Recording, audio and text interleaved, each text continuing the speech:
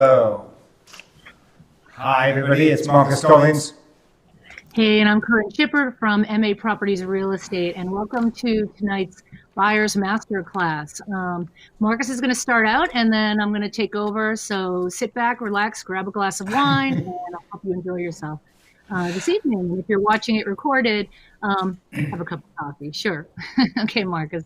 So, first of all, thank you for joining. We should say a hello to Leighton, who is a follower of our channel.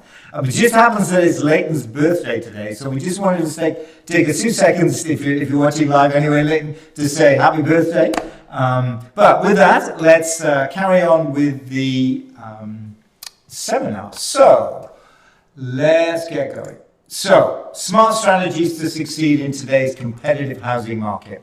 Smart moves made here. Kind of what our idea here is that buying and selling a home is really way too important to leave to chance. And so we've crafted this seminar, this masterclass, to take you through all of the different steps for buying a home. So this evening, we're going to take you through the smart way to buy a home, smart decisions, the process of buying a home, how you go about the buying process itself, search. That's a kind of big one.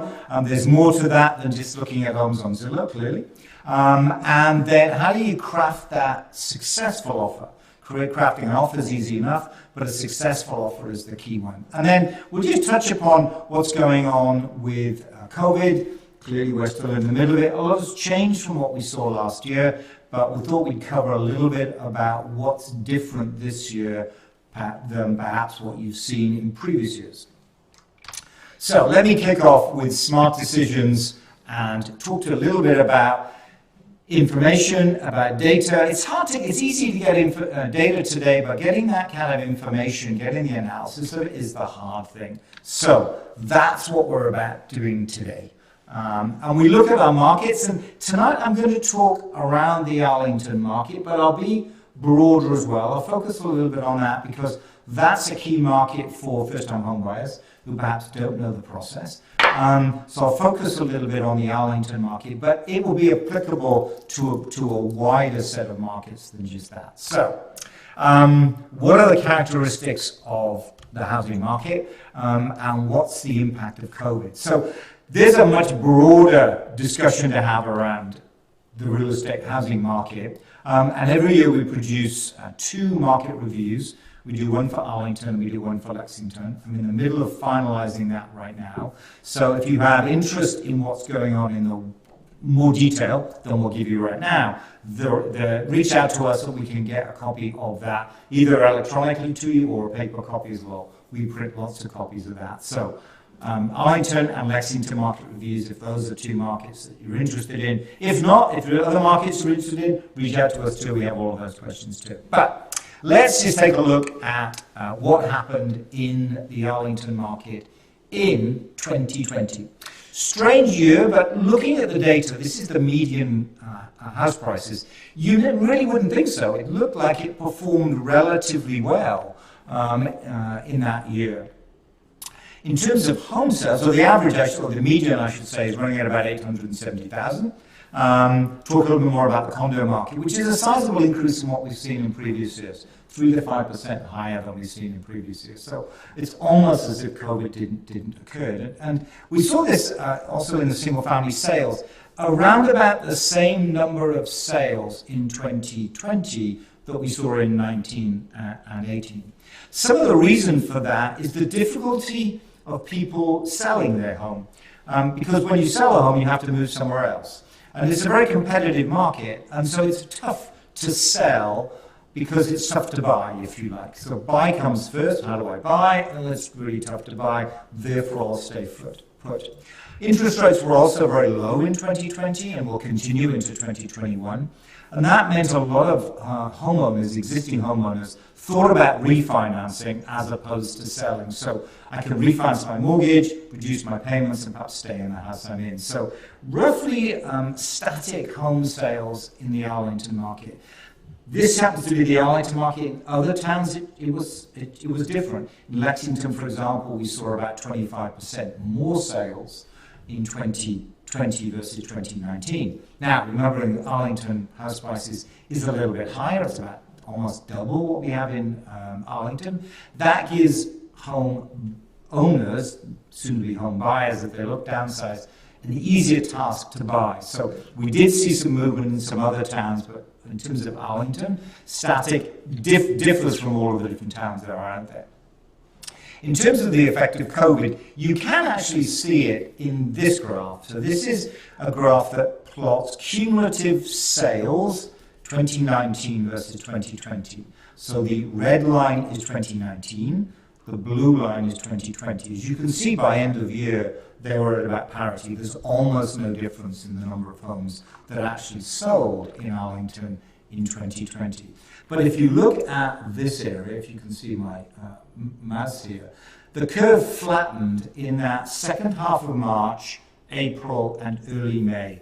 And that was COVID. So this period here where you see the curve flattening was COVID. Very few homes coming on the market. Once we got to that early May time period, so the number of homes coming on and therefore the number of homes selling rose quite rapidly. And by the end of the year, we'd reached parity with what we were in 2019. So, as I say, with the exception of that short-term blip, if you will, very similar characteristics to what we saw in 2019. The key metric we always look at is the sell price to list price ratio, because it gives us a feel for buyer confidence. How confident are buyers to buy in the town and perhaps pay over asking? So a ratio of 100% means comes on the market for 700,000, sells for 700,000. So 102% here, buyers have got confidence in the town that they'll pay over the asking price. So that's a good sign. It's been a slight reduction from where we saw in 17 and 18, but still a ratio over 100% shows that it's very much a strong town. And unfortunately for buyers, something of a seller's market.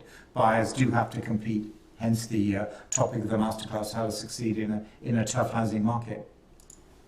Condominiums look very similar in terms of prices, just a little bit lower in terms of the shape of this graph. The average condo is about $665, so a little bit cheaper than single family. In terms of the number of sales, it does vary somewhat, as you can see, just the normal ebb and flow of the market. We saw slightly more condominiums in 2020 than 2019, and you can see that in the cumulative graph again. If you notice the March, April, May timeframe, there was almost no difference in the shape of the curves. It slowed, but only slightly. It really kicked in a little bit later, that slowing down. But by July, the number of home sales in 2020 had surpassed 2019, and off it went. And as you can see, a lot more condominiums came on the market at the end of the year and sold at the end of the year. Interestingly, that fall period here where there were a lot of condos coming on and selling, a somewhat weaker condo market, quite localized just at this time period between September, October. By the time we got to the end of the year, the market had picked up, but for those condos that came on the market and those people that bought in that kind of September, October timeframe, what you would have seen is there wasn't quite as much competition as you'd seen previously, because there was kind of the bolus of condos coming on the market. Sell price to list price ratio a little bit lower than single family, down at 101. One of the reasons for this is we saw some reluctance, not that much as you can see, the sales were higher, but some reluctance for buyers to buy into a condo just because of that shared space. Somewhat nervous about sharing a space, a dwelling, if you will, with somebody else. So there was a little bit of nervousness, and that's some of the reason why we saw that ratio dip down from 102 to 101%, but not a big deal in the ground plan of things. A lot lower than 27 and 2018, as you can see. So, what's the kind of the 2020 summary, if you like? Similar number of sellers in the market, but a lot more buyers, that's for sure. So in 2019, we had a somewhat softening sellers market. That shifted because of that large number of buyers in the market, and it went very much back to a seller's market, hence the idea of the masterclass, how to succeed in a competitive environment. Positive price appreciation, so buying a home is still a good prospect, of course. And as I mentioned before, the condo market, just that little bit upset, if you will, by COVID and shared spaces. So that did had something of an effect on that, which is worth pointing out. So, a lot going on clearly, not quite as much as last year, but still a lot. The pandemic, the recession clearly hasn't worked its way through the system quite yet. New administration, we'll see when back to normal. Perhaps it'll be the summer, perhaps it'll be the autumn. I do think, though, realistically, there is a kind of light at the end of the tunnel. And overall, the housing market in most of Massachusetts fared very well, and certainly did in those towns that are close in to Boston. Not sure about 2021. It's kind of early, but I think some things are clear. There is the difficulty of sellers finding the next home. And so, there's this pent-up demand for sellers to move, but it's difficult for them to move. So my prediction is that we'll see static number of sales 2021 versus 2020, just because of that difficulty. There are definitely a lot more buyers in the market, and so it is very much going to be a seller's market. It's not going to shift away from that seller's market, that's for sure. So relatively stable in terms of sellers, a lot more buyers in the market. We're certainly seeing that now. Here we are in January without really very much snow, and we are seeing competitive offers or multiple offers, competitive situation with many of the home sales that are coming on the market at those reasonable price points. The good thing is interest rates are very low, and they look to remain low throughout 2021, so that's a good thing. So I still think 2021 is going to be a tough market for buyers, because there just isn't going to be enough inventory to satisfy their needs, their requirements. So that's kind of the big picture. So still a tough market for buyers. Good picture for sellers, except, of course, they have to buy something else. So that's the 2020 predictions. Early days, so we'll see quite how it plays out, but I think that's what we'll see moving forward. So enough of the data. A lot more data on our website. If you have any questions, please do reach out to us. There's a lot more detail there. We can talk you through a lot more graphs and a lot more terms as well. But with that, why don't I hand over to Corinne, who's been sat there patiently, where she can take you through the SMART process and how, guess what, if you know the process, information is power. Exactly. And I just want to circle back around, Marcus. You mentioned that we have different towns in our database, and just wanted to let the buyers know we have about 50 towns in our database where you can see all the different types of graphs that Marcus was talking about, and then some. So it's really helpful, and we'll go into that a little bit more as we continue. So let's see. So smart search. Is that what this one is? This is smart process. Smart process. Okay, let's talk process first. So the question that you need to ask yourself when you're looking is, what am I looking for? And it's really tempting to surf around. There's so much information. You can spend so much time. But when you ultimately get to your search, you're trying to distill it down to the things that are most important. And typically, for most buyers, the things that they're considering are the commute, the school system, and the affordability. And so with the commute, for some people, it's not an issue. Some people are using public transportation. Clearly now a lot of people are working from home, and so that's coming into the mix, and there are questions about how long and how that will affect the workplace in general. So that's changing up the market a little bit. Mm-hmm. In terms of schools, some people have kids in the school system, and that's a huge drive, looking for the towns and weighing cost versus the school system. And then the third one, of course, is affordability. And affordability is really how much home do you get for your money? And that's a no-brainer. You all get it. But those are kind of the three. So if you're here and you're starting to really think about these three things, these are the things you should write down: commute, school, and affordability. And you're playing with those, okay?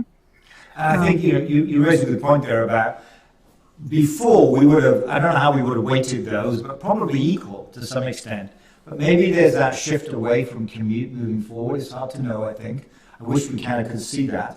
And perhaps, I'm not as worried about the commute, but I really would quite like a larger home because I'm going to be working from home. So I think it's kind of not exactly a work in progress, but it'll be different for different people in terms of what their what that right mix is, and that's definitely shifting as we can kind of move forward. So needs versus wants. What is it that you need versus what you want? So again, looking at the commute time, how long do you actually want to sit in the car? You want to make sure you're looking at it at peak traffic hours, so you're not making a bad choice there. The schools, and then the in terms of the home, you can kind of come with size, but a lot of it is really how the home functions. So how many bedrooms do you really need? How many bathrooms do you need? Do you need garage? Is that really important to you? What about dedicated workspace? So outline what those key things are, and then there are the things that maybe are a little more negotiable, and put those on your list. Maybe you want a hot tub or something like that. Put that on the list and we'll see what we can do for you. But really, when you're in the search, those bare bone needs are what you're putting your criteria around in your search, and working with that. And then the other thing that's really important is to include all the important decision makers from the beginning. So, if you're a couple, it's nice to have both partners involved, not bringing someone in at the last moment where they're catching up on what's happening in the market. For people who aren't really clued in, sometimes it's a little bit shocking to see what the prices are these days. And so if you have family members who are maybe contributing to the purchase and they're kind of wanting to see the house before you pull the trigger on it, it's really helpful to have them be aware of what's happening in the market. We don't want them to come on at the last minute and question everything that you've spent months trying to figure out. Right. And then the all-important budget. Yeah, so the budget's really important. So the one thing, if you're not too far into your search, and you may not have heard of this yet, but if you have, you definitely have heard the word around, is getting your pre-approval. And so what that is going to your bank, choosing a lender. There are all different kinds of lenders, but basically going to them and having them look at all your financials. And so the pre-approval is stronger than a pre-qualification. With the pre-approval, they're really crunching numbers. They're asking you for real paperwork. And they're going to give you, in the end, a letter that will tell the highest price that you are qualified to buy and what percentage down payment you're putting. And this is really important because when you're a seller, you want to not just see who's paying the highest amount of money, you also want to understand the risk associated with each buyer. And so the stronger you as a buyer are, the better that is for you when you're submitting offers. The other thing to know is that the pre-approval, it sometimes is a little bit higher than you may want to spend. It's not exactly like a credit card limit, but you really do need to look at what your monthly payments are and figure out what you're comfortable with. There's a term called house poor, and what you don't want to do is put everything into your house and where you didn't calculate other costs like maintenance and taxes, home insurance, all of those kind of things. If you really haven't been careful about that, you can get over your head, and then it sort of shrinks the other parts of your house, and you are just kind of at home in your nice big house, but you're not eating out at all or doing any of these fun things. So make sure you're careful about that. Especially when you go out there, if you see a really great home, it is tempting to, put an offer in that's higher than your budget. So you really need to stick to that. And then just to know, the pre-approval letter is something that signals what what kind of mortgage you can get, but really you don't need to commit to the person who gives you the pre-approval. It's really just a service that banks do to try to get to know you. It's a free service.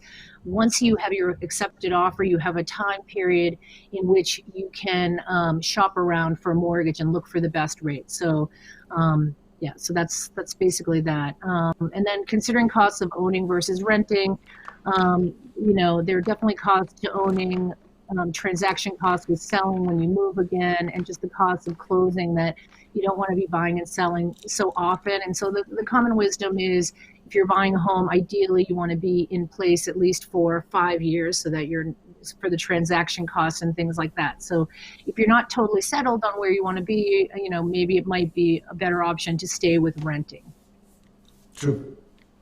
And so what exactly is that buyer's agent? What do they do? We're talking about buyer's agents. What is the role of the buyer's agent? Yeah, so the buyer's agent works solely for you. And so in a transaction, there's the seller, obviously, and then there's the buyer's agent. The seller's agent, which I'm going to go into next, they're actually just working for the seller. So you, as a buyer, you're entitled to have a buyer's agent. It's someone who's an agent who knows your local market. They're able to evaluate the properties. They listen to what you want. They coach you. They negotiate on your behalf. They do searches for you. They look at comps so you can determine, what a home is worth and what kind of offer you need to put together. So they're doing all of these kind of things. They're leading you through the transaction once your offer is accepted to make sure you're on pace with things. They're connecting you up with resources. It could be, contractors. It could be your attorney, your lender, all of these things. And, you're entitled to have a buyer's agent.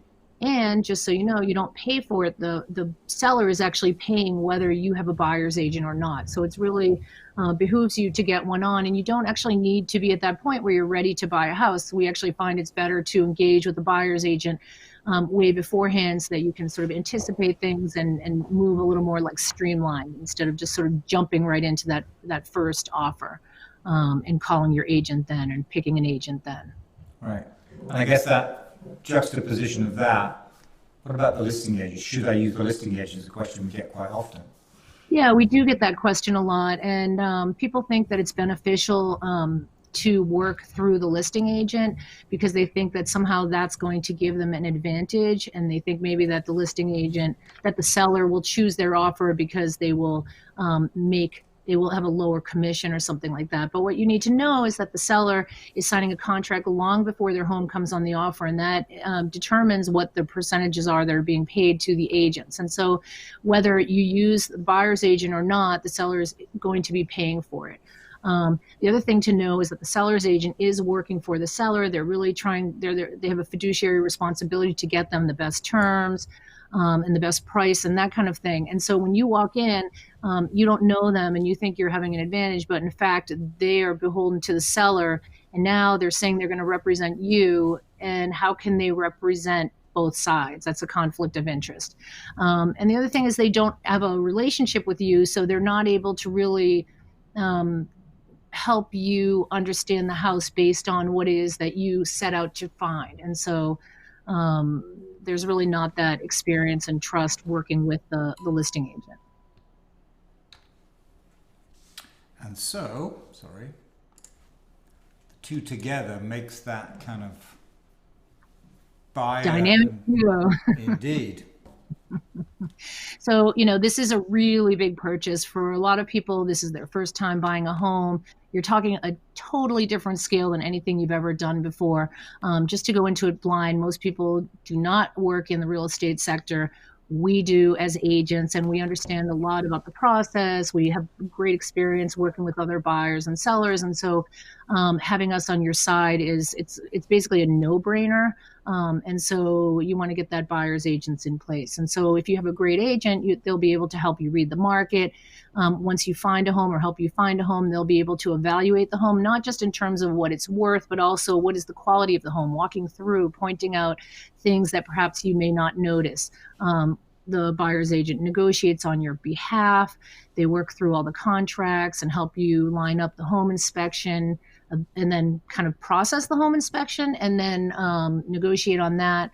And so the buyer's agent is really helpful working with you. And obviously you're the bigger part of the equation, but we are here to help you achieve your goals, basically. Indeed.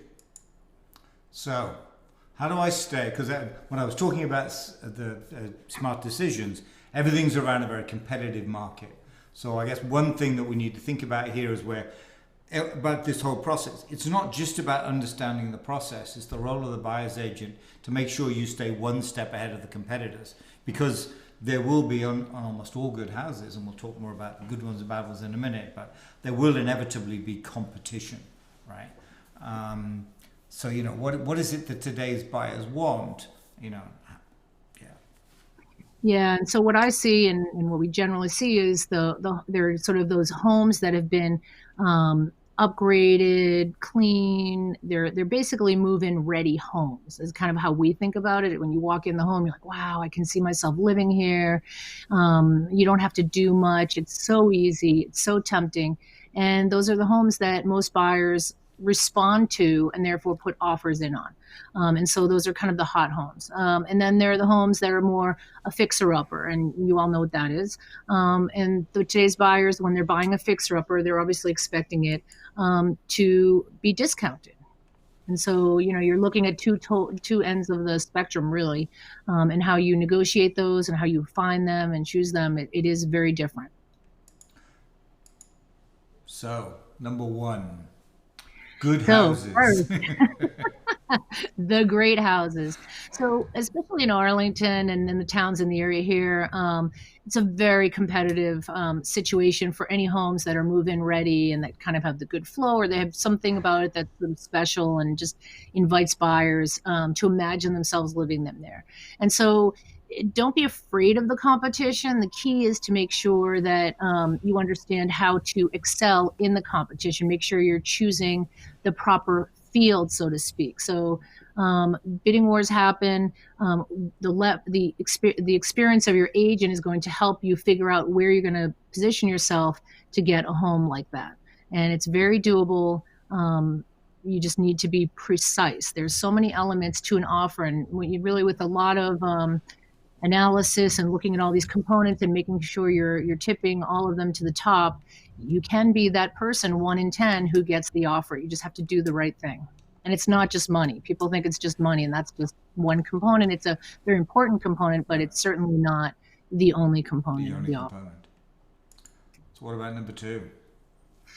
So this one is recognize potential where others may not. So this is the fixer-upper, and these are kind of fun and stressful in a different way. I think, in a housing market where it's a seller's market, it's inherently stressful for buyers to either look for a home where there's a lot of competition or to look for like a fixer-upper and try to figure out what is the cost associated with repairing it. But when you're looking for a fixer-upper, what you want to do, you're looking for similar qualities. You're looking for, a place that has a great location. The flow of the rooms is really important. It's incredibly expensive to be moving walls and electricity and plumbing and things like that. So you need to get some key things right about the home. Amenities are important. Are you near, shops and things that are valuable to you, transportation, things like that. And then just generally, what is the price for the space? And so to do this kind of thing, a lot of times you have to have an imagination. And so you're going to have to look past clutter. You're going to look at decor that's outdated. You're going to have to be looking at fixtures and imagining how you could replace certain things. And there's a whole range from like light rehab to more intense rehab. And the cosmetic ones where you're just painting and doing wallpaper and things like that, we're going to go into that a little bit just to give you a sense of what we're talking about so that when you walk into a home like that, you'll be able to maybe recognize what the potential of some of these places are. So, picture speaks 1,000 words, is that what they say? Why don't we just show you some pictures? There's a good idea. All right, there's a nice one. So wallpaper. People really get nervous about taking wallpaper down and they think it's exorbitantly expensive. It's not as expensive as you would think. Better to get a great house and have someone come in and do it for you if you can't do it yourself. And you might save a lot of money on a home. I had someone who bought a home. It was a fixer-upper up in Swampscott, and it was really remarkable when you looked at what they got the home for, and it was sort of an estate sale kind of home, and there was nothing wrong with the home. It just had some outdated fixtures, and the bones of the home were so good, and they replaced the windows, and then they did the painting and removing the wallpaper and the sanding of the floors, and they increased their equity by so much more than the money that they put into the home. And that was a very exciting thing because they were first-time home buyers, and they'd worked so hard to get that down payment, and then just with 3 months of sort of patience and getting it done, they made so much money. It was really exciting. And here's an example. I mean, if I go back, the reason I didn't show the other one is that I imagine people looking at this going, ooh, I don't know what that could look like. Actually, that's what it can look like. I mean, very easy. Very easy. Here's another example, this time of a kitchen. And so, these kitchens that are quote unquote outdated with the wooden cabinets and such, painting cabinets can be done. It's so much cheaper than obviously putting in the new cabinets. And when you're buying a home, a lot of the times this is good for the long term. Sometimes you're moving into a home that is a home you're imagining living in for 20, 30 years, and the kitchen isn't updated, but the home is so great and the location is wonderful. And by painting the cabinets, you're good. This kitchen is good for a while. And then in 5, 10 years, when you have the money to upgrade the kitchen, then you can do the kitchen of your dreams. But, you can clean these things up. When you have the white cabinets, when they have white appliances, the white paint job, on the cabinets, really just, the whole thing blends. It looks really nice. Yep.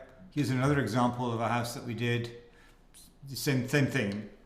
Those cabinets, those old oak cabinets, and then lo and behold, that's the new kitchen. And I think you're right when you're saying, that this will tide you over for 3 to 5 years, which is perfect. You're going to find yourself in a competitive situation. You might be paying a little bit more than you anticipate, perhaps a little more than you want, but guess what? Just some paint on the kitchen, and lo and behold, that will get you going for the next 3 years or more before you do that perhaps that more major update moving forward. So that's one way to think of it. Yeah. Even like in this picture, if you can go back for a second, Mark, sorry about that. If you look at this one, the floor in this was an old linoleum. Just putting linoleum floors down, they're actually not so expensive. And if you're talking about a 5 or 7 year kitchen, just to get to that point, just to update that, even just that sense of clean is really, really nice.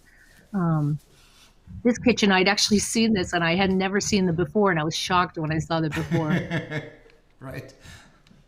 Bathrooms too. Here's an example of bathrooms.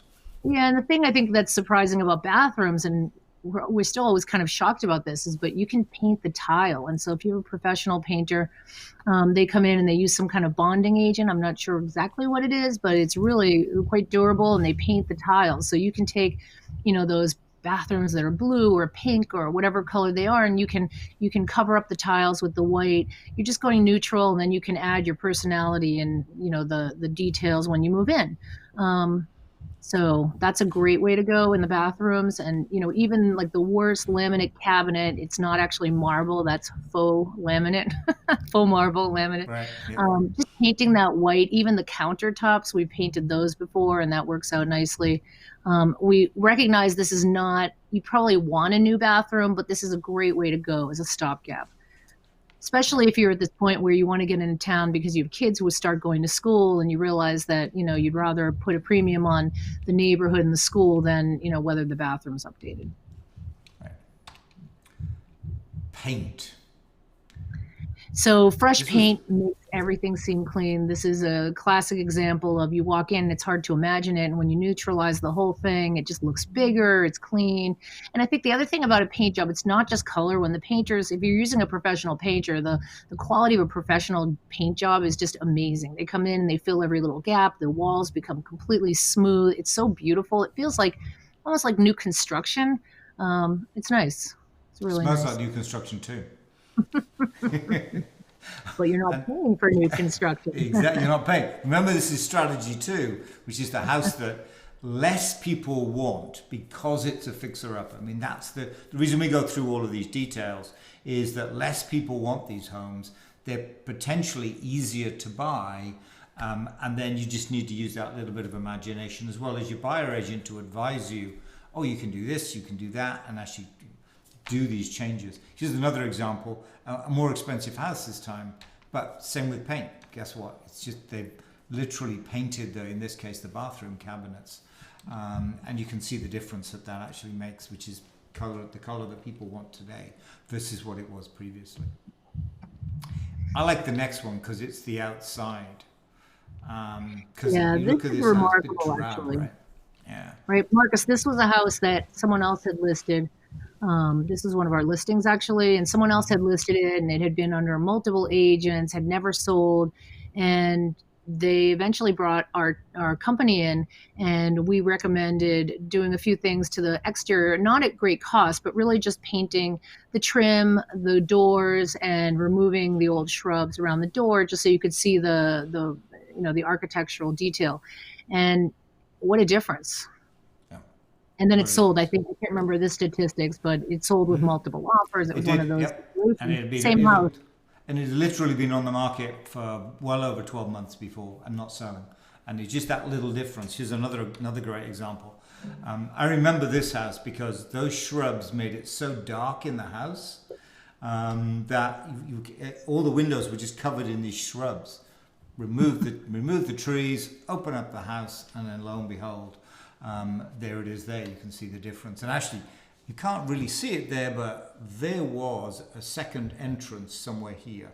So you couldn't even see that second entrance. But now when you've removed all of those trees, it made the house much lighter inside, but also made it much more photogenic. And this one again didn't sell previously, sold multiple offers after we'd done this landscaping work. So that's strategy 2, and as I mentioned, that's the reason we show you these before and afters, just to kind of spark your imagination, if you will. When you go into a home and you look at it and you go, oh, I'm not really sure, I want a new kitchen, I want this, I'd like white cabinets. Much of that's relatively easy to do. It really isn't that difficult. So that's why we wanted to show you those before and afters, to give you a sense of that. But if you do want to go for strategy 1, that's where you have to compete. That's the key difference. So how do I set about searching for a home here? What's the process? So in this order, your life will be a lot easier. That's what we call best practices. So get a professional working with you, regardless of when you're ready to go. Start out early, getting that set up. Once you're at that point, then you're going to determine and really what are your wood likes and what price point are you at. You're going to get the pre-approval so that you have so it's real, basically. It's like this is a reality check. This is your budget. And then you're going to start narrowing it down. So you're going to try to, some people are, hell-bent on one town. Other people aren't really sure. For some people, that's a huge part of what we're doing as buyer agents. For other people, they know they want to be in, let's say, Arlington. And then we're just looking in one specific town. Then you start researching that town, look at, the homes that are on the market, attend open houses. We can also show you homes that have sold in the last year, so you can get a sense of the housing stock and the size and the price and that kind of stuff if you feel like spending the time doing that. Whatever it is, so that you have a good feel for the town. And then, next slide, please. Then once you're at that point, we're going to set you up, and we can do this pretty quickly, set you up with an MLS search so that you can see the home. So let me first tell you what MLS is. So MLS is the database that real estate agents put the listings for the home in, and it's only accessible to the agents. We can go in, we can search it. We have a huge database. It goes back, like 30, 40 years, Marcus? So it's pretty, the pictures probably go back 20 years. It's really interesting to see a home, how many times it's changed hands, and be able to go back and look at the pictures. But just to say that database is what all the websites you are working on, that's where they get their information. And so when you go into Zillow or Redfin or whatever, you can go onto our website. We also have a search feature as well. All that information is being pulled from this master database. And so as agents, we can set you up with a search, and we can get very specific, or we can go broader and set that search up for you. And we can choose when you get that. You can get it daily. There's all these different things that we talk about how you would like to get your listings. And then you're starting to get into the cycle. So let's just say, since we're talking about Arlington, like a lot of the towns around it, have a cycle that happens pretty much every week. And it's I think it's kind of geared around the open houses. So homes typically come on the market like Wednesday or Thursday. And then on Saturday and Sunday, typically in COVID, that's a little different, but typically there would be an open house on each of the days on the weekend, and then offers might be due on Monday or Tuesday. And that's sort of in the popular price ranges where you're going to see lots of buyers' interest. And so that cycle is something that we watch really closely with you when we're working with you, because one thing you want to do is you want to see the homes as soon as possible so that you have room to think about the home, evaluate it, figure out what your offer strategy is, and we'll go a little bit further into that later. But there are all these things that help you put in a strong offer, and one of those is making sure you see the homes as soon as you can, so that just so it's not such a pressured situation, and so that we have time to really think about how to put a strong offer in. And when I'm looking at this, I think with COVID, I would add another bullet point to this one, which is the use of Zoom to talk not only through what's going on in the market, but also each individual house. I know many of the agents in the team will have a Zoom call before you even go out to look at a home, just looking through those homes. Do you find that useful? It's enormously useful. So yeah, that's what I'm doing with my buyers. We're looking maybe Thursday night to see what's on the market. We circle back around on Friday too, but we basically look at all the homes that they're interested in together. And I'm pointing things out. And it's, there are things that I see when I'm looking at a listing that one of my buyers may not see. And so just by eliminating, if there's maybe 6 or 8 or 10 houses that they like, if you can get maybe a third of them, you're going to quickly see things about them that quickly they basically disqualify them. And so now you don't have to spend the time going to see them. And so that's enormously helpful. And then the other thing I find from week to week is we're actually talking about the homes. And so in such a different level that I feel like I'm through this whole COVID process, I feel like I understand what my buyers are looking for. In a different way, because I'm listening to them process, like, oh, I like this, or the questions they're asking, you're looking at it before you even get there. Yep. And so the questions that are coming up are sort of defining what their biggest, concerns are. So that's kind of interesting process. Yeah, and we'll definitely continue. So yeah, I think Zoom, or I guess everybody uses Zooms. That's certainly been a positive. Certainly when I was talking through, say, homes with buyers, you do get that kind of sense of, all right, you like that, you don't like this. Whereas it would have been much more difficult to get that previously, I think, which is key. And I think in the past, people would maybe go to open houses more, and then maybe I'd go with them on Sunday if there was a home that they really liked or something like that. Sometimes I would go out with them. It just depended on what was going on that weekend. But I feel like now we're doing more online, and then we're actually going out together because we're sort of avoiding the open houses, which sometimes can have lines, and they're not as relaxing to look at a listing. So I'd rather go out with my buyers and go with them and see the homes together. And that's just really informative. It's a great part of the process, I think. Right. And also when you're going out with your buyers, you can point things out about the construction that they may not know. And so, if you look at enough houses together, it doesn't take that long before they start looking for like watermarks in the basement or, things it may not occur to them. Yep. Cool. So one, just to get back to the data for a moment, there's a lot of data on our website, and one which we found quite useful to bring towns into your search or eliminate towns from a search is the sales distribution. And what this shows you is how many homes sold in which price point. In of itself, it kind of gives you a sense of this. I think this is the Arlington data for last year, actually for 2019, not 2020. You can see that if you've got 6 or 7, perhaps 800,000 to spend, you've got a lot of homes in your search. A lot of homes that are candidate homes in your search. So that's useful. If I juxtaposition that with Lexington, the next town out, you can see that those price points, that at those lower price points, very few homes coming on the market in Lexington. So if you're a buyer in that 7-8, Lexington, add it to your search, but you probably need to add as well Arlington into that search.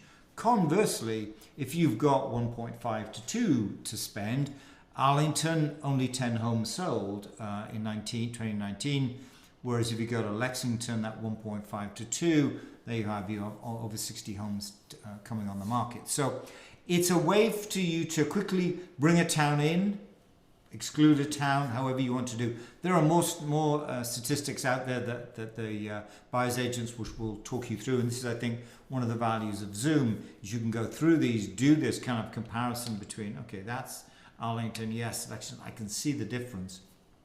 That really does give you a sense of, okay, which towns should I be looking at? Which towns should I just add them to the list? Sure, if something comes up, great, but realistically, chances of me buying in that town are somewhat lower. So lots of statistics out there that the buyer's agents in the team will show you, and Corinne can show you those for all those 50 towns that we have, and it's quite a useful tool to make that kind of, okay, which town should I look at? So now I've figured out what I'm looking for. I've worked out that my buyer agent is great, and I'm really looking forward to going through this. And guess what? I found the home I want. Guess what? Now I've got to write that offer when it gets serious, right? So what is the offer process? How does that actually work? Having gone through this whole process, how does that offer process work? So your offer is accepted, and the whole process of writing up the offer is another whole thing. That's sort of something that each agent kind of keeps secretive. We're not trying to be here on a public forum telling us how we craft the strongest offers. So when you work with us, that's something we spend more time on. But let's go over the offer process once you've actually gotten your offer accepted. So typically when your offer is accepted, you need to put in an initial deposit. It's called an earnest deposit, and it's typically $1,000. And that goes to your final purchase. Then typically there's a period in which you have your inspection. You have an inspection contingency because you want to buy the house after you've checked it out. So that's typically like a 5 or 10 day span in which you'll have your inspection, and then you'll get your inspection report, and then we'll reach out with a response, and we'll tell them what we found. So the inspection, typically on a home that would say like an Arlington size home, they're typically about $600. But when you get into the bigger homes that are maybe like 6,000 square feet in Lexington, those are going to be more like $1,000 for an inspection. So there's that cost. And the beauty of the inspection is that if you find something that is a problem and you really have a problem with it, you can negotiate with the seller to try to have them fix it. And hopefully you come to an agreement. If for some reason you don't come to an agreement, you can get out of the agreement, you can get out of the contract, and you get your deposit back. And that's the protection afforded by the inspection contingency. So that's the inspection part. And once the buyer and the seller have agreed to what's going to be done with the property and the price and all these terms, then that is codified in the purchase and sale agreement, which is also known as the P&S. We all say the P&S. And so after the inspection is agreed upon, the lawyers will draft that up. So you'll have a lawyer, the seller will have a lawyer, and they'll create this contract that everybody is going to sign. And at that point, you need to put down 5% of your purchase price minus that deposit.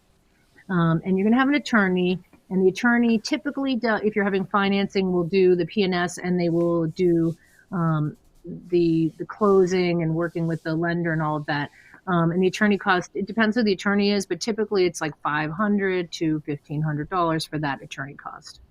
So that's key. So in order to buy a home, if you will, you need to have in the bank, as part of that process, that normally 5%, upwards of 5%. So that's kind of a key fact to draw from this one, is that, as you get to that purchase and sale, and as Corinne outlined, the dates here, probably anywhere from 1 to 2 weeks after the offer, I guess, that 5% will be due. So moving forward. So now you've signed the P&S, and so that spells out the agreement, and you're going to put your application in for your mortgage the next day. And you have to do it the next day because of your mortgage contingency, which is coming up. So let's go back to the mortgage application. You're going to put it in with the lender or a bank, and that's the day after the P&S. And then typically it's about 4 weeks before your mortgage contingency date. And the mortgage contingency says that if for some reason you don't get your financing, even though you had the pre-approval and everything, you are entitled to exit the agreement and you get your money back. If you get your financing, you can't back out. But you can if you're denied the financing. And so that mortgage contingency date is a concrete date where the bank says, okay, you are cleared to close. They've checked everything out for real. They've done, and we'll go into what actually is with that, but the closing costs. And then closing is typically about 14 days later. It can be a week to 2 weeks later. Mm-hmm. And at that point, the balance of the purchase price is due and the closing costs. And so your attorney spells all of those costs out. So you've tracked out about 6 weeks, I guess, there from accepted offer through to getting the keys at the end of the day. Exactly. Right. So the inspection, that's always fraught with some difficulties. Certainly we found that this is the point at which buyers get very nervous. Sellers get nervous too, but buyers get very nervous. But there are some ways to kind of work through that one, I think, and it's worthwhile outlining what some of the strategies are around that inspection, because it is such a fraught time for both buyers and sellers, for that matter. So traditionally, in a balanced market, a buyer would be requesting an inspection. You would not buy anything with this kind of a price tag without making sure it's good. And typically in this area, most of the housing stock is used. And new construction, as you saw on the last slide, that also has problems. So you do want to have an inspection and make sure the house checks out. So when you request an inspection, the seller is the one who's absorbing the risk. And what that means is you basically have nothing to lose. Maybe you have the cost of the inspection, maybe a little lost time, but you're going to get all your money back aside from that inspection.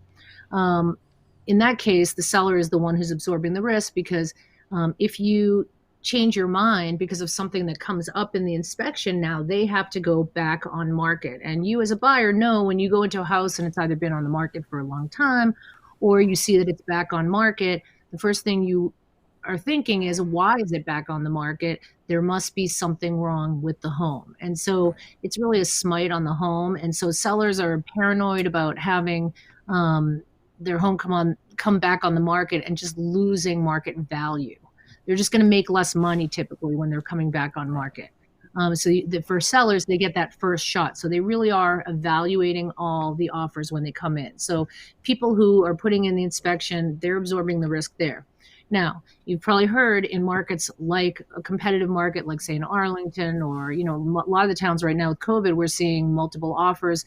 So in that kind of situation, you're probably hearing like, oh, some of the buyers are waiving the inspection so that they get their offer accepted. And the reason why they're doing that is the sellers love this, because now they're just going right to the purchase and sale agreement. They don't have to worry about negotiating, or if there's something that comes up that the buyer is going to be unreasonable about. And they also, basically a buyer who has an inspection and has cold feet, there might actually not be something wrong with the house, but there might be, you can pretty much always come up with some reason to back out of the agreement and say, we found something in the inspection, and they can't really counter it.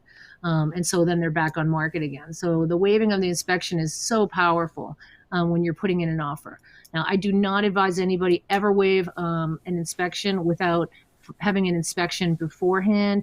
Some people think that that's a waste of money. I think in a competitive market, if you really want a great house and you keep finding yourself attracted to those really hot houses, doing an inspection for $600 a house is going to shortcut your process, and you're going to probably get your offer accepted much sooner, so that if you're paying for 1 or 2 or 3 inspections, I try to think of that as a transaction cost, because actually it's putting you to the top of the pile of the offers.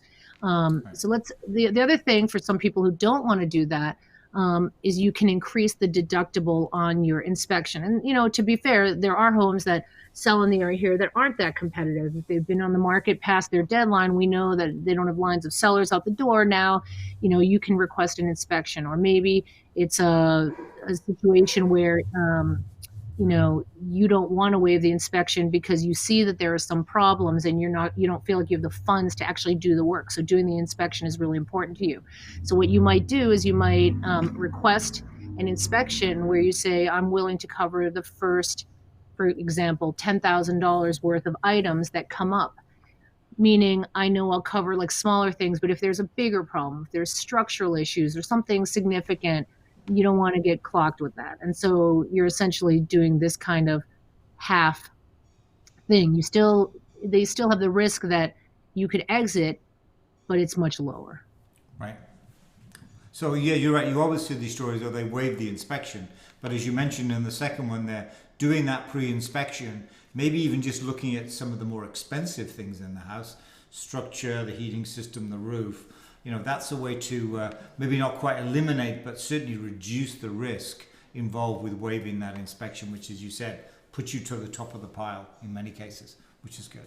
I know we put a home under, today we listed a home in Westboro, and no surprise, the offer that won that waived the inspection, but had done a pre-inspection too. So it's certainly that waiving the inspection with a pre-inspection is certainly a winning strategy that we use, that the buyer's agents on the team use quite often. So inspections out of the way. What about the money? Well, how do I do that one?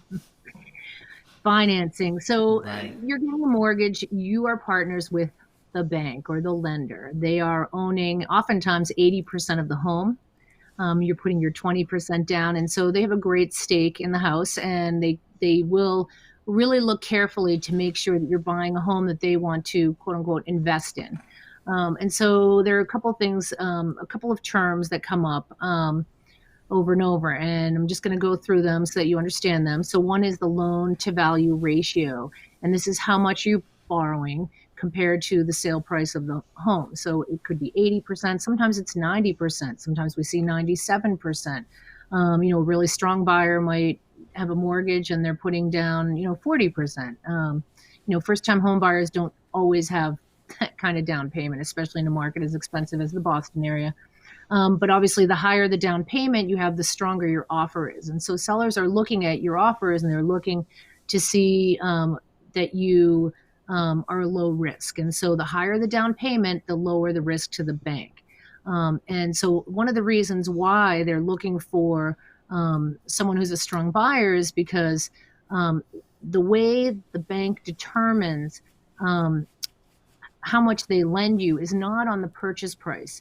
It's actually on the appraisal. And so the appraisal is an independent person. It's a professional who goes by and sees the home, and they're determining what the market value is. And they're independent. You really can't challenge them when it comes in low, but it does sometimes come in low. So if you're getting 80% financing and the appraisal comes in really low, you're now not getting the 80% you thought you were getting much less money. And so you're going to need to make up that difference. And so if you're tight on cash, you may not be able to make up that difference. Maybe you might go for, a 15% down and change the parameters, or maybe you might try to negotiate with the sellers. There are different things you can do. But one thing that happens is if you get rejected for the mortgage that you said you were going to get, say 20% down, you have an option to exit, because your mortgage contingency protects you from the appraisal coming in too low, because it is kind of out of your control. And so that's one of the issues with the appraisal. And so when we're in a competitive environment and you're seeing like 15 offers, you can bet that's going really high over asking. And a lot of times it's going over what, most of us think makes sense, but it's kind of where the market's at. And the home, for some specific reason, is speaking to the buyers. And so it's just going high.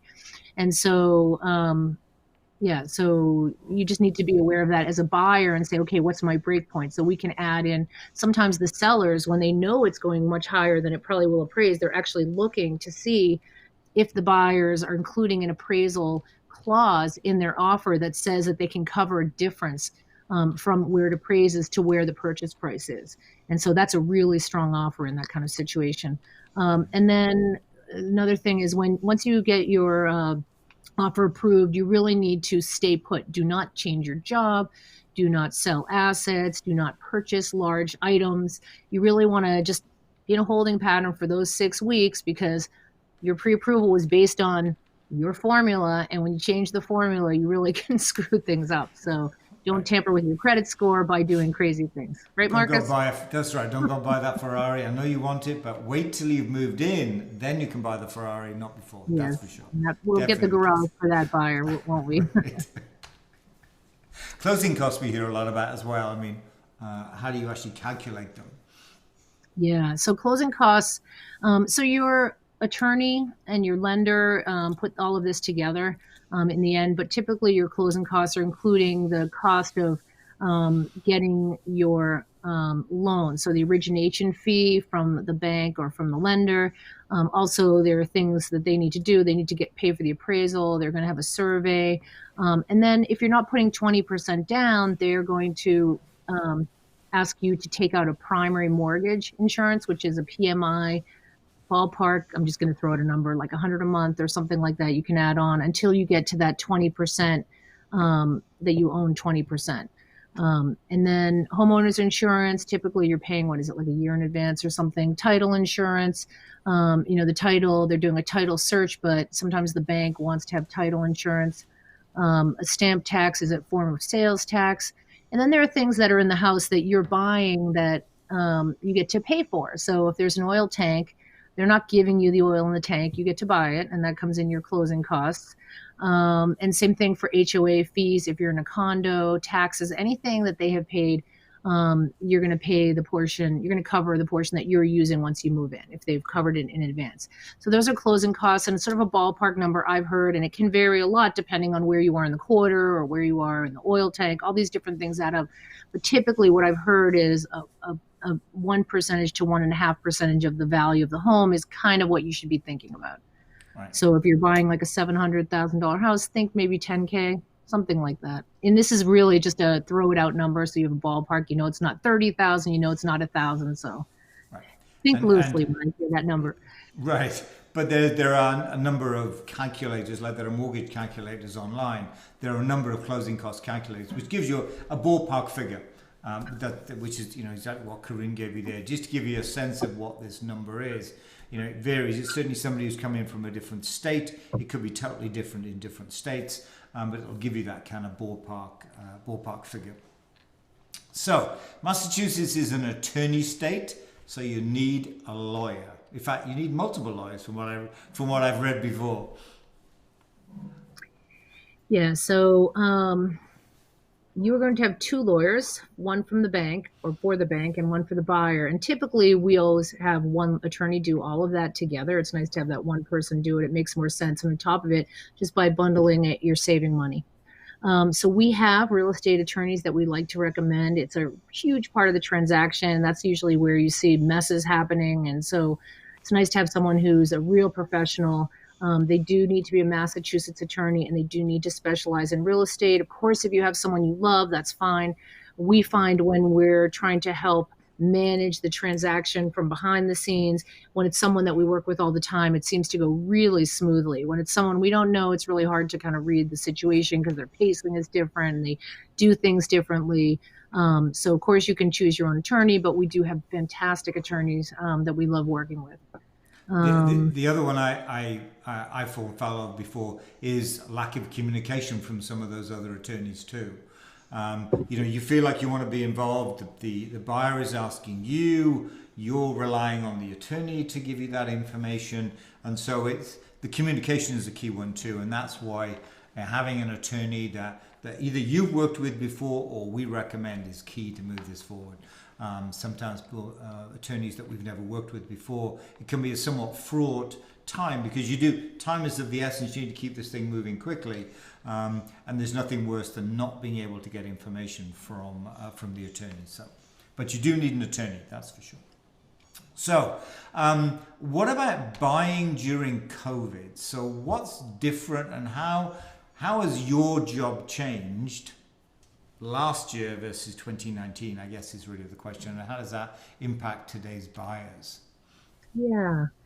So I'm just doing a quick read to see what's on this particular slide. So, you know, it's all about safety first. That's everything. But people still need to see the home. And so what we're trying to do is be selective about which homes you're going into. So we're trying to front load a lot of the search online. Some of the homes have 3D tours. They have virtual open houses. They have a lot of ways you can see the home. And so the more time you can spend looking at it that way and deciding which homes are the ones you want to visit is better. Once you're there, you're wearing masks. You know, it's upticking again. I know when we were at the height of COVID last spring, we were wearing gloves and booties. You know, there's sort of different ideas as time goes on. People are using sanitizer. But generally the idea is that you only have one party in the house at a time. If it's a larger house, sometimes they'll pace it, you know. But so what we're trying to do for our team is we found that private showings are the best way to go. And the reason why is there's no stress when you go in the house. There's no one you're bumping into. You're not under time pressure. You have your allotted time. And so that's how we're changing the actual showings. In terms of how it's changed the market in general is just there seems to be a greater motivation to move. It seems like there are a lot of buyers who have situations with where they live that need to be changed because of COVID, because of people working at home, people going to school at home, like the kids being at home. And maybe the home was too small to start with, but now it's really obvious. And so we're seeing that kind of stuff. And then we're also seeing people buying in different areas. It used to be that the premium was being closer to the city if that was where your job is. But now, where people are working from home all days, or maybe in the long term, 3 days a week, that commute has changed, and the importance of how long the commute is has changed because it might be less days a week or not at all. And so people seem to be wanting to go further out. And it's also cheaper and you're getting more space. And it seems like with the restaurants closed and all the amenities just like tempered down, it seems like people who were thinking about moving to the burbs at some point, they're all kind of doing it sooner, maybe. So that's the hustle around the COVID. I think that's true as well. I mean, you had a situation, and one of the other agents on the team had a situation where the seller was moving not just to the burbs but to the Berkshires, Yeah. really moving out. And we had another one moving up to Maine. So people are looking at, do I really need to be where I am today? Do I need that commute exactly as you say? Maybe I can go further out. That's a key. But maybe not. We don't have data for the Berkshires, but we do have the information for most of the towns in the area. Doing that search up front with these restricted showings, doing as much of that work up front online, really is going to save you a huge amount of time, because once you go further out, the distance between houses becomes much more, and so it's going to take you much longer to do that. And so there's a lot of things to think about. It's not just turning up at an open house and just going in and having a look at the home. Turning up at an open house today, we've seen situations where there is literally a queue around the corner. As Corinne mentioned, it's much preferred to have a private showing, because then you're in the home, you feel much safer. You can have perhaps not as much long as you would like, but certainly some quality time to have a look at the home. That's kind of key. Yeah, just to say, I just want to continue on the open house concept. The open house thing is really hard. So for sellers, they really want to have their home seen as much as possible. And so, common logic before was really to have these open houses. And when we're having listings, it's hard because we want to also give people a chance to come in and see the home that don't necessarily have an agent, and just want to see the house, I guess. Or maybe they just want to do that.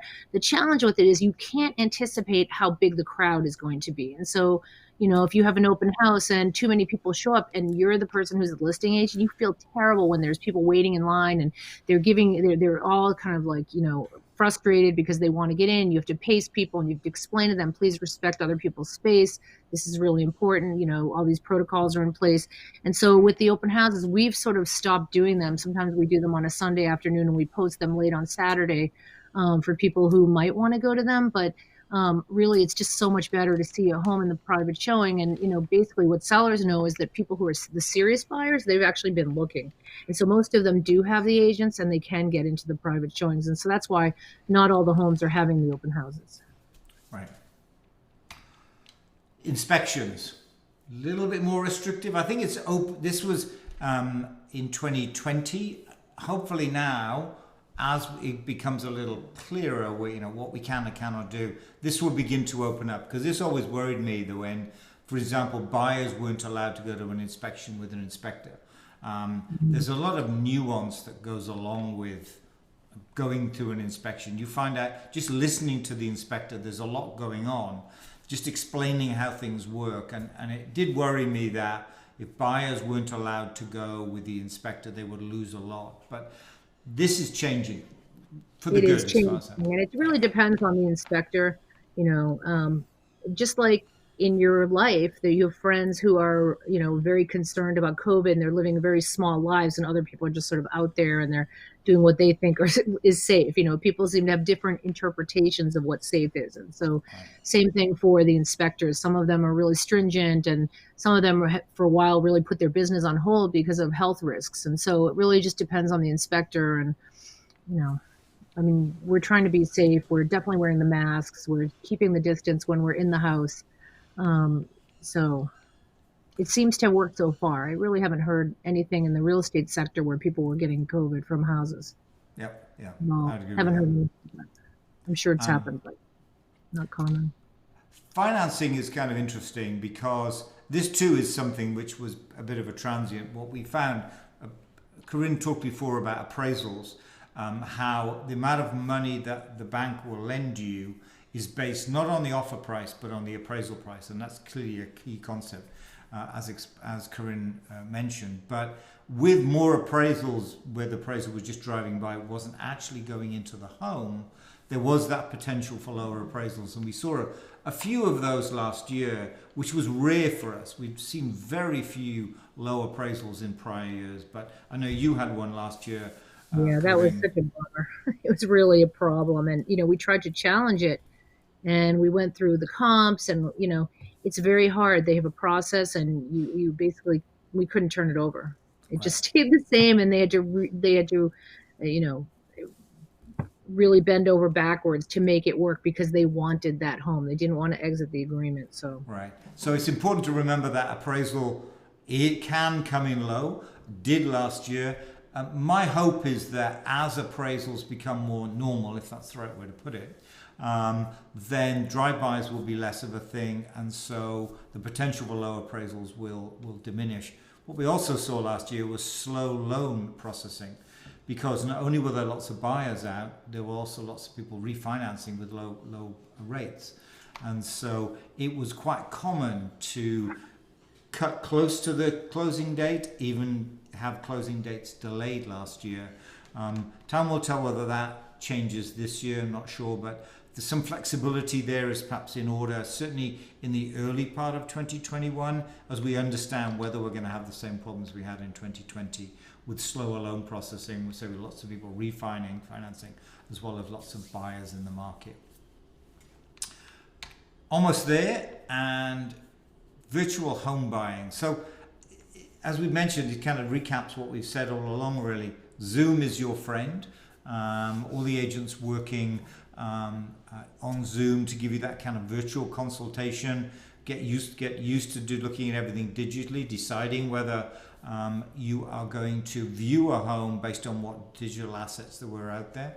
Everything's electronic. Some showing restrictions, as we mentioned, and also e-recording at the registry. So there was thought at the beginning of 2020 it would be somewhat problematic, but I think now we're into 2021. We've kind of ironed out all the issues, and you can expect this to move even more with seamlessly almost than it did in 2020. So that's a good thing. And finally, so if you can take us home, Corinne, our commitment to you, the buyers. Exactly. So to recap, because this is what we've been talking about the entire time.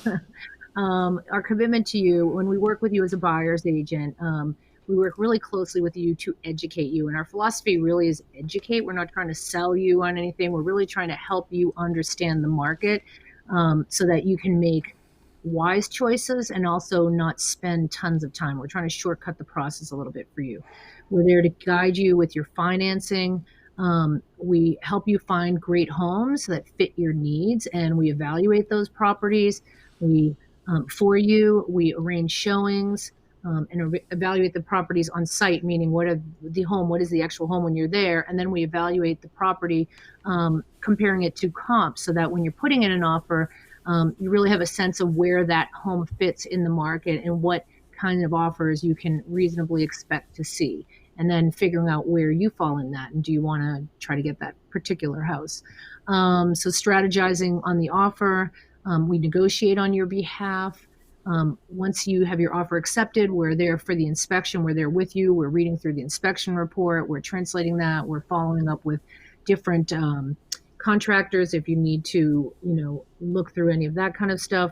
And then we're just coordinating all the activities through closing, hooking you up with the attorney, helping you, introducing you to lenders if you need it. If you want to go in for visits before you close, we're helping you with vendors who might come in and give you quotes on painting so that the day you close, they can start. There's a lot of things that we do that are beyond just you buying it. It's also trying to help you settle into your home. So if you need resources with like moving companies or whatever it is that you need, we're here to help you with that. And really we're doing that, trying to give you exceptional service, and we are really doing it from our heart. We work ethically. We are on your side. We're not trying to make you buy something that you don't want. It's really trying to understand what it is you want and be there to help you achieve it. So that's kind of our commitment to you. So with that, thank you for joining us. Thank you from Marcus. Thank you from Corinne as well. If you have any questions, please reach out to anybody on the team. Corinne as I say, she talked you through this whole process. So if you have, say, any questions about anything we talked about, about the market, the process, how do I set up the search, we're here to answer all of your questions. So with that, I'll say thank you. And I'll say thank you. So feel free to reach out if you need any help at all. We are here for you. And thanks, Marcus, for all those stats. Thank you very much. Okay. Have a good night. And bye.